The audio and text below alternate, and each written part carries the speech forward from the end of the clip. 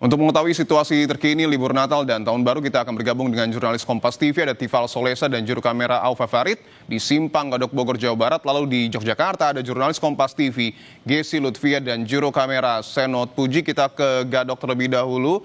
Tifal, sempat padat dan diberlakukan rekayasa lalu lintas one way. Bagaimana situasi arus lalu lintas di puncak saat ini? Lalu lintasnya terbilang terkendali karena sudah hitungannya hampir 3,5 jam ya penerapan ruas jalan satu arah atau one way diberlakukan dari jalur atas dari arah Cianjur dan Puncak menuju kembali ke Jakarta. Dan Anda bisa lihat kondisinya sekarang sudah terbilang lancar dan bisa dikendalikan. Saya mau ajak Anda melihat visualnya lebih dekat. Hal yang membuat kondisinya bisa seperti ini, Dipo, ada dua hal yang saya cermati. Selain karena aktivitas yang masih mencolok sampai dengan saat ini adalah aktivitas yang akan menuju ke kawasan Puncak dan Cianjur dari arah Jakarta.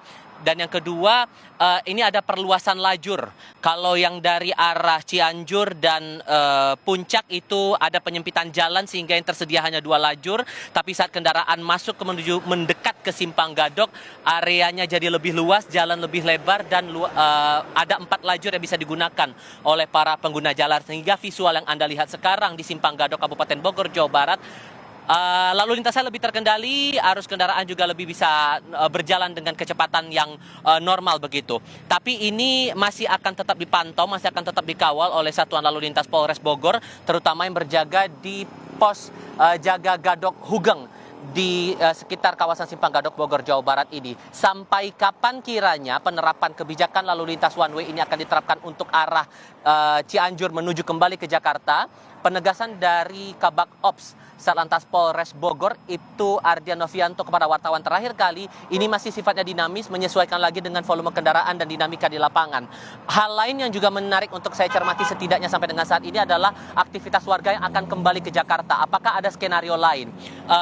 Itu Ardian sempat berbicara juga kepada wartawan bahwa antara polisi dengan pihak PHRI, Perhimpunan Hotel dan Restoran Indonesia, sempat membuat komitmen untuk memperpanjang masa check out di tempat penginapan, entah itu hotel, wisma, dan sejenisnya.